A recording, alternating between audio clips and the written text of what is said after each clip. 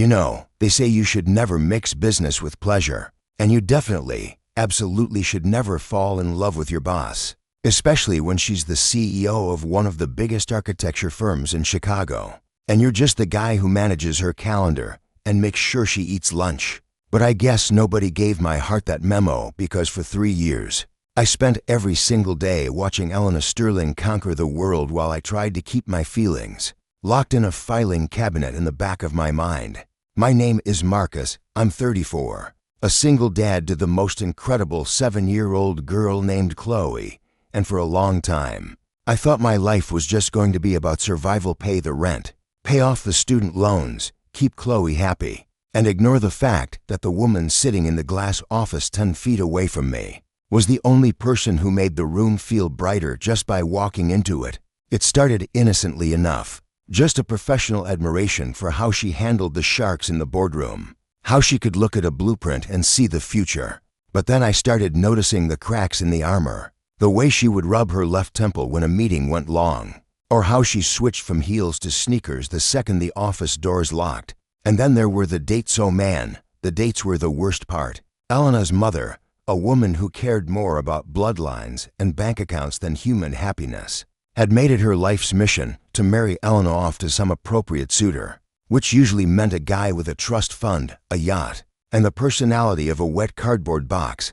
I'd be sitting at my desk on a Friday afternoon, wrapping up the weekly reports, and I'd see Elena checking her phone every 30 seconds, that little frown lines deepening between her eyebrows, and I just knew she was dreading whatever fancy dinner reservation was looming on her calendar. One rainy Tuesday in November, she looked particularly miserable, staring out the window at the gray skyline, and I couldn't help myself. I asked her if everything was okay, and she looked at me with these tired, blue eyes and said, "Marcus, if I have to listen to one more man explain cryptocurrency to me for 2 hours, I might actually jump out of this window." It turned out she was meeting a guy named Richard, an investment banker who apparently didn't believe in asking questions, only in giving lectures, and my stomach dropped because I hated the idea of her spending her evening with someone who didn't see her, who didn't know that she hated cilantro or that she secretly loved cheesy 80s action movies.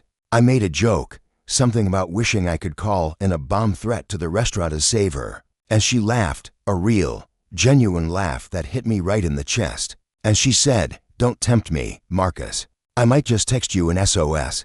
I didn't think she was serious, but 3 hours later, while I was sitting on my second-hand couch with Chloe, watching a cartoon about singing vegetables, my phone buzzed with a text from Elena that just said code red. "He ordered for me. Help."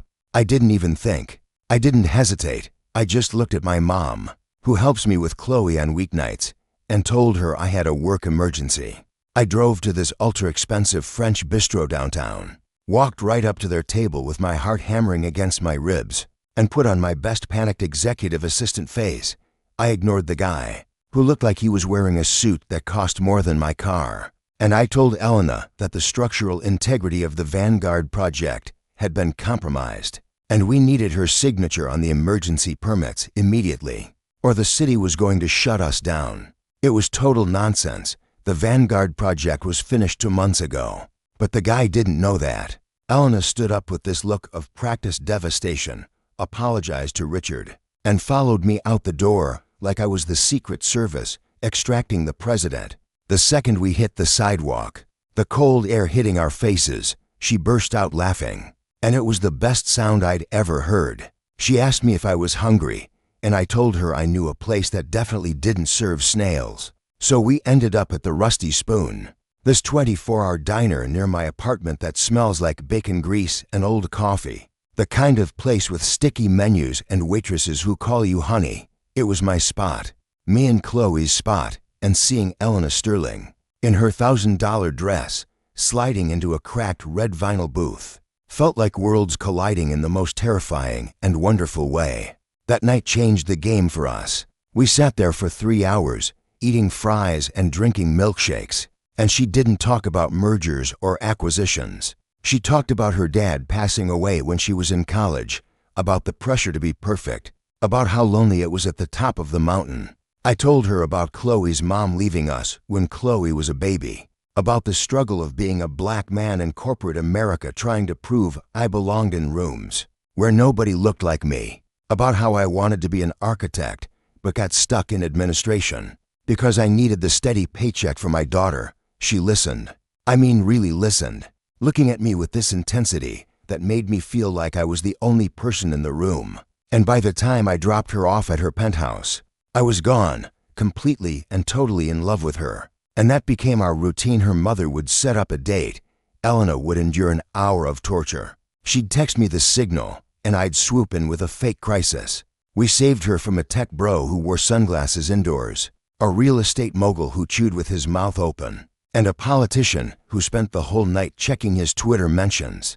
Every rescue ended at the Rusty Spoon, and every night I fell a little harder, deceiving myself into thinking that maybe, just maybe, she felt it too, in the way her knee would brush mine under the table, or how she started asking to see pictures of Chloe, or the way she'd look at me when the diner lights reflected in her eyes. My mom, being the wise woman she is, saw right through me and told me, "Baby, you're playing with fire. That woman is your boss, and you're going to get burned if you don't tell her the truth." But I couldn't do it. I couldn't risk the job. I couldn't risk the friendship. And I couldn't bear the thought of her looking at me with pity and telling me that we were from different worlds. Then came Julian. Julian was different. He was a hedge fund manager, polished, charming, the kind of guy who looked like he stepped out of a cologne commercial. And when Elena told me about him, she didn't roll her eyes like usual. Her mother had outdone herself this time. Apparently Julian was the one. Or so the gossip column said. The night of their first date, I was ready, phone in hand, waiting for the SOS text. But it didn't come at 7, didn't come at 8, and by 9 o'clock, I was pacing my living room, checking my signal, terrified that she actually liked him. The text finally came at 9:30. Not a disaster, but he thinks architecture is decorating. Save me. I grabbed my keys, ready to. I walked out of that office and went straight to the bathroom and splashed cold water on my face, looking at my reflection in the mirror, looking at a man who was terrified and heartbroken and stuck. I realized then that I couldn't do it anymore. I couldn't stand by and watch her marry a man she was settling for, a man who checked boxes but didn't know her soul. And I couldn't pretend that I was just her employee when every cell in my body was screaming that I loved her. I went home that night and updated my resume. I found a job listing at a rival firm, a smaller place, less prestige, but it was a step up in title, a project manager role that I was technically qualified for even if I hadn't been doing the work. I applied, interviewed 3 days later, and because I had executive assistant to Elena Sterling on my resume, they hired me on the spot. Writing the resignation letter was the hardest thing I've ever done. I typed it out, deleted it, typed it again, keeping it professional, keeping it cold, because if I put even 1 ounce of my real feelings into it, I knew I would fall apart. Dear Ms. Sterling, please accept this letter as formal notification that I am resigning from my position. It felt like I was writing my own obituary. Monday morning, the air in the office felt heavy, like the pressure before a thunderstorm. Elena came in late, looking distracted, tossing her coat on the sofa. She asked me to get her coffee, just like always. And when I walked into her office with the mug in one hand and the white envelope in the other, my hands were shaking so bad I almost spilled the latte on her Persian rug. She was looking at some blueprints, humming to herself, and she smiled when she saw me. Thanks, Marcus. Oh, before I forget, Julian wants to take us all out to dinner to celebrate the merger. He specifically asked if you wanted to come. Isn't that nice of him? That's great, I said, my voice sounding like gravel. But I won't be able to make it. I placed the envelope on top of the blueprints. She stopped humming. She looked at the envelope, then up at me, her smile faltering. What is this? She asked, her voice dropping an octave. You should open it, I said, stepping back, putting distance between us because I didn't trust myself to be close to her. She opened it slowly, her eyes scanning the page, and I watched the color drain from her face. She stood up, the paper crumpling in her fist. You're leaving? She whispered. 2 weeks' notice? Marcus, where is this coming from? I got an offer at Miller and Associates, I said, sticking to the script I practiced in the mirror. It's a project manager role. Better pay, better hours for Chloe. It's a good step for my career. I can match it. She said instantly, walking around the desk. If it's about money, name your price. If you want a title change, we can do that. You want to be a project manager here? Done. You don't have to leave. It's not about the money, Elena, I said. And hearing myself say her first name instead of Miss Sterling in the office felt dangerous. Then what is it? She demanded, her eyes flashing with a mix of anger and panic. We're a team, Marcus. You know how this place runs better than I do. You can't just abandon me. I'm not abandoning you, I said, fighting to keep my voice steady. You have everything under control. You have the company. You have the new merger. You have Julian. You don't need me anymore. She froze when I said his name. What does Julian have to do with this? Everything. I snapped, the dam finally breaking. It has everything to do with him. I can't do this anymore, Elena. I can't come in here every day and fix your schedule and order your lunch and listen to you plan a life with a man who isn't right for you. I can't stand on the sidelines and watch you settle for good enough because your mother thinks he looks good in a tuxedo. The room went dead silent. You could hear the hum of the server room down the hall. Elena looked at me like she had never seen me before, her mouth slightly open. I'm leaving because I'm in love with you, I said, the words rushing out now that I'd started. I have been in love with you for 3 years. I fell in love with you at that diner over greasy fries. I fell in love with the way you care about your people, the way you try so hard to be perfect even when you're falling apart. And I tried to ignore it. I tried to be professional, but I can't watch you marry Julian. It's torture. So I'm taking the job, and I'm walking away, because it's the only way I can save myself. I was breathing hard, my heart pounding in my ears, waiting for her to fire me, to call security, to laugh in my face. But she just stood there, tears welling up in those blue eyes, shaking her head slowly. You idiot. She whispered, her voice cracking. You complete and total idiot. I blinked. Excuse me. I broke up with Julian yesterday, she said, tears spilling over now.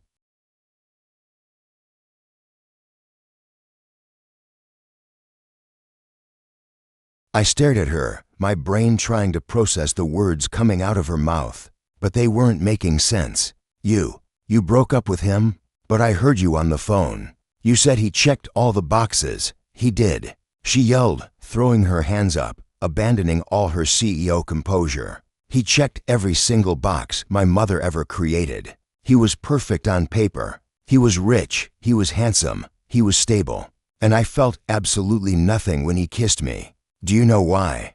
Do you know why I couldn't make it work with the perfect man? She stepped closer to me, poking me in the chest with her index finger hard. Because he wasn't you, Marcus. Because every time we went to a 5-star restaurant, I was wishing I was at the Rusty Spoon eating pancakes with you.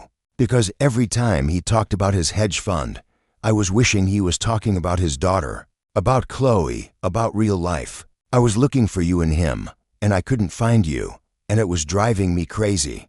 My knees felt weak. Elena, why didn't you say anything? Because you're my employee, she cried, wiping her face furiously. Because I'm your boss. Because I thought you were just being kind. That you were just a really good assistant who felt sorry for his pathetic boss, who couldn't get a date.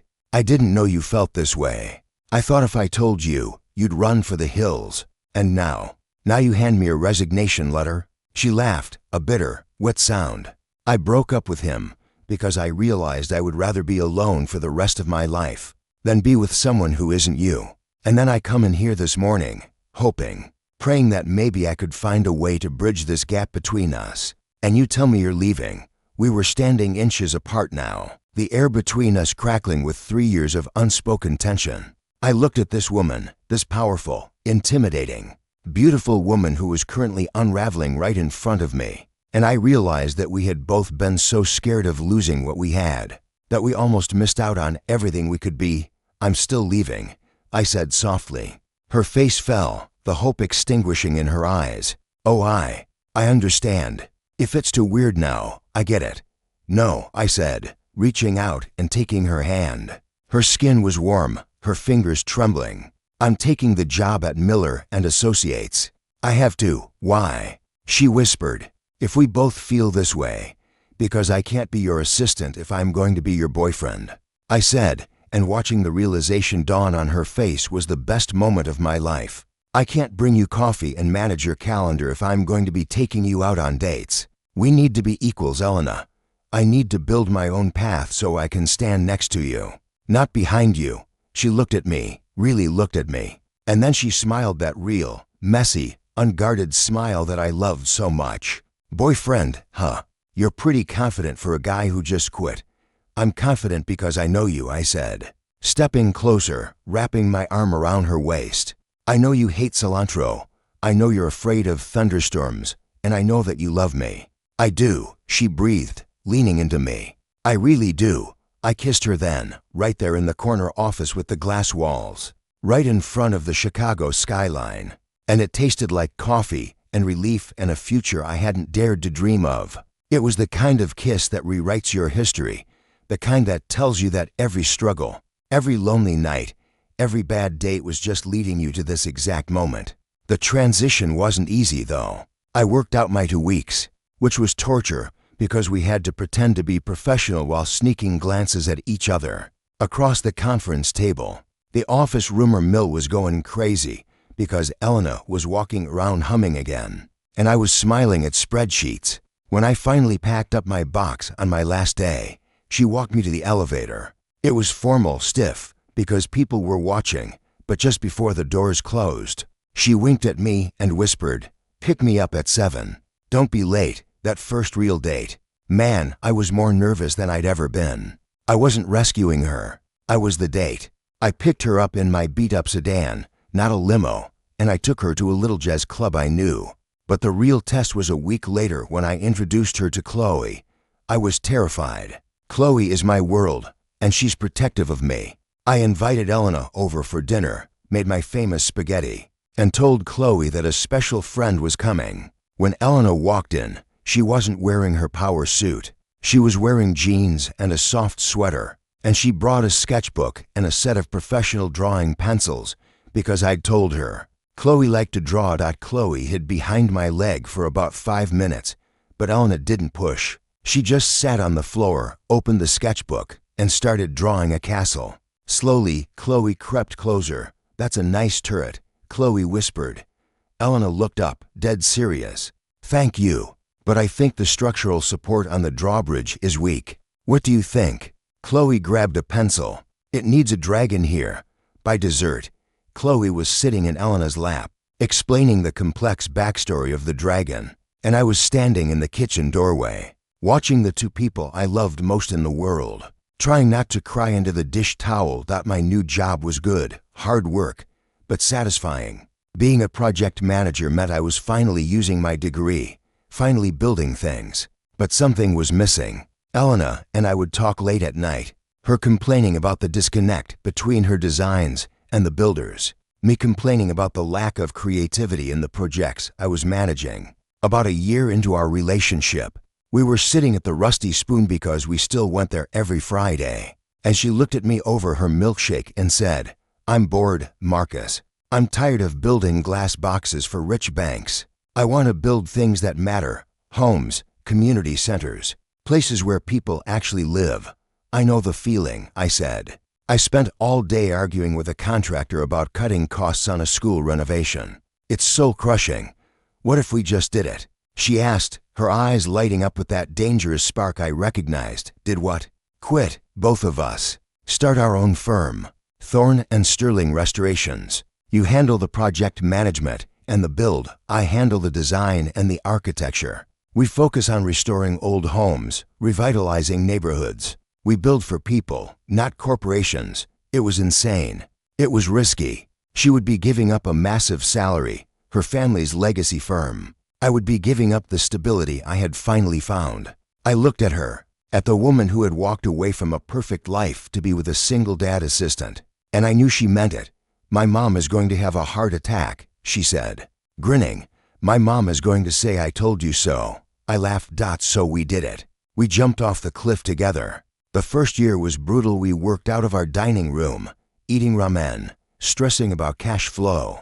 There were nights we thought we'd made a huge mistake, but then we finished our first project, a dilapidated Victorian in the South Side that we turned into a foster care group home. Watching the kids run into that house, seeing the look on their faces when they saw their bedrooms, designed specifically for them, that was worth every panic attack.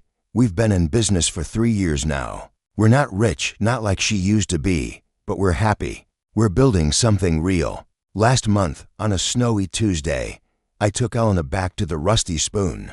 I had called ahead and asked the waitress, Old Betty, to put a reserved sign on our booth. When we sat down, I slid a set of blueprints across the table to her. "What's this?" she asked, putting on her glasses. "New project." "Open it," I said. She unrolled the blueprints. It was a design for a house. Not a flip, not a client project. It was a design for a house on a lot of land I'd secretly put a down payment on upstate. And in the bottom right corner, in the project name box, it didn't say Thorne and Sterling. It said the Thorne family home. She looked up at me, confused. "Family home?" I got down on one knee on the sticky diner floor, pulling a ring out of my pocket. It wasn't a giant diamond